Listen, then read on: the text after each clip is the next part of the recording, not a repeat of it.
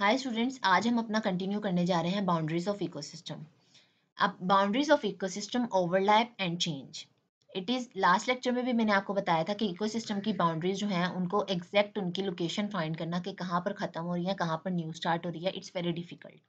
All ecosystem is connected to other around them. जितने भी ecosystem जो हैं वो आपस में एक दूसरे से कनेक्टेड होते हैं। क्यों कनेक्टेड होते हैं? क्योंकि उन्होंने बायोस्फीयर बनानी होती है। Biosphere is the place where living organism exist. A change in ecosystem में इफेक्ट मैनी अदर। इससे क्या है कि अगर एक इकोसिस्टम में इफेक्ट कोई भी चेंज आ रहा है तो उससे क्या होगा, उसके इर्द गिर्द मौजूद इकोसिस्टम भी इफेक्ट हो सकते हैं। Members of components of ecosystem. All ecosystem, aquatic and terrestrial, are made up of three basic components. अब ecosystem चाहे वो aquatic है चाहे वो terrestrial है, उसमें three basic components होते हैं. First one is producer, second one is consumer and third one is decomposers. Producers में प्लांट्स आते हैं जो कि अपनी फूड खुद प्रिपेयर करते हैं by the use of sunlight. Next है कंज्यूमर्स। कंज्यूमर्स में आते हैं फोर टाइप्स। हर्बीवर्स जो कि सिर्फ और सिर्फ प्लांट्स पे डिपेंड करते हैं। कॉर्निवर्स जो एनिमल्स पे रिलाई करते हैं। Omniverse which eat both plants and animals. And scavengers. Scavengers वो ऑर्गेनिजम्स होते हैं जो कि डेड बॉडीज पर रिलाई करते हैं। डीकम्पोजर्स। डीकम्पोजर्स में बेसिकली हमारे माइक्रो ऑर्गेनिजम्स आते हैं जिसमें हमारे पैरासाइट्स एंड बैक्टीरियाज वगैरह आ जाते हैं जो कि डेड ऑर्गेनिक मैटर पर अपना सारा का सारा डिपेंड करते हैं। First is parasite. पैरासाइट जो है ये हमेशा होस्ट के अंदर रहते हैं और वहां से अपनी खुराक हासिल करते हैं and in return they harm them. इससे क्या है, पैरासाइट में एग्जाम्पल सिंपल जो है वो वर्म्स की आ जाती है। इसके अलावा जो हमारी बॉडी के अंदर, हमारे सर के अंदर जो लाइस मौजूद होती हैं उसकी आ जाती है। स्कैवेंजर्स जो है वो मैं आपको बता चुकी हूँ कि वो एनिमल्स होते हैं जो कि डेड प्लांट्स और एनिमल्स पर डिपेंड करते हैं। Next sporophytes. स्पोरोफाइट्स जो है वो डेड मैटर पर, ये भी डेड मैटर पर डिपेंड करते हैं। आगे है important tip of ecosystem. First is epilimnion and second is हाइपोलिमेनियन।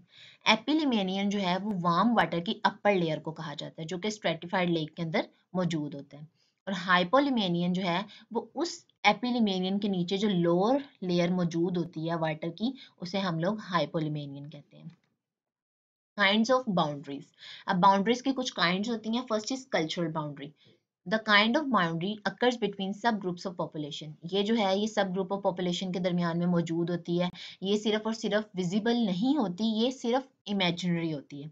अब एग्जांपल्स में है sparrow that produce songs in a specific dialects में not interbreed with the sparrows which different dialects. अब क्या स्पैरोज जो है वो स्पेसिफिक सॉन्ग्स प्रोड्यूस करती हैं which is the signal for their partner that they are in interbreed, they just want to interbreed with them.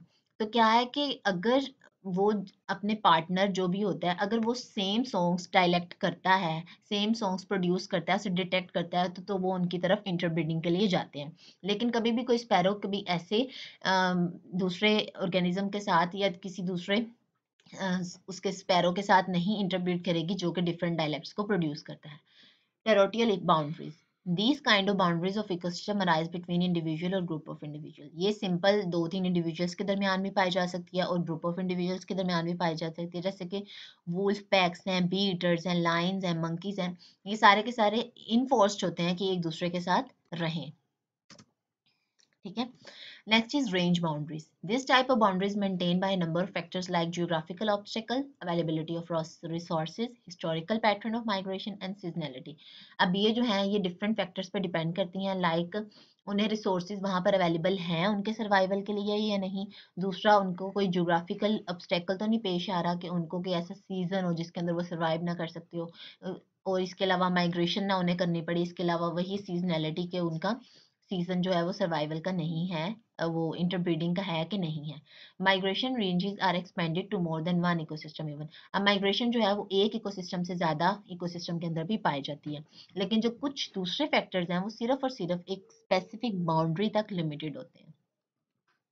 Functions of boundaries. Boundaries जो है इनका फंक्शन ये होता है कि इसने क्या करना है, ट्रांसफर ऑफ मटेरियल करना है between two boundaries, between two ecosystems. इसके अलावा इंफॉर्मेशन ट्रांसफर करती हैं। इसके अलावा ये and organism from one ecosystem to another, और एक ऑर्गेनिज्म को एक इकोसिस्टम से दूसरे इकोसिस्टम तक ट्रांसफर करती हैं। First is transformation. Boundaries can be oxic and anoxic. Oxic और एनॉक्सिक वो जो होते हैं वो होते हैं लिमिटेड सप्लाई ऑफ ऑक्सीजन। अब for example ground water containing dissolve ammonia when moves to the top of surface where there is plenty oxygen and available may transform to nitrate. अब जो ग्राउंड वाटर है उसके अंदर ammonia मौजूद होती है, जब वो सरफेस के ऊपर जाता है जहां पर ऑक्सीजन पहले ही कम होती है तो वो क्या करता है, उस अवेलेबल ऑक्सीजन को भी नाइट्रेट के अंदर ट्रांसफॉर्म कर देता है. Next is permeability. They act as a filter by allowing some factors to enter a particular system while hindering the others. ये क्या करता है, ये कुछ फैक्टर्स जो हैं उन्हें अलाउ करता है और दूसरे जो फैक्टर्स हैं उन्हें उनके इफेक्ट को हाइंडर कर देता है, मींस उनके इफेक्ट को सप्रेस कर देता है. एग्जांपल देखें, wind speed slows down when it crosses the boundaries from grassland to forest. अब देखें, अब विंड जो है जब वो ग्रास के ऊपर से गुजर के जा रही है तो उसकी स्पीड ऑफ कोर्स फास्ट होगी क्योंकि ग्रास जो है वो उसके अंदर कोई भी ऑब्स्टेकल प्रोवाइड नहीं करता. लेकिन जैसे ही वो विंड जो है फॉरेस्ट के अंदर से गुजरेगी तो क्या होगा, वहां पे टॉल ट्रीज होंगे जिसकी वजह से विंड को उन सबको क्रॉस करना होगा और उसकी स्पीड जो है वो रिड्यूस हो जाएगी. Absorption.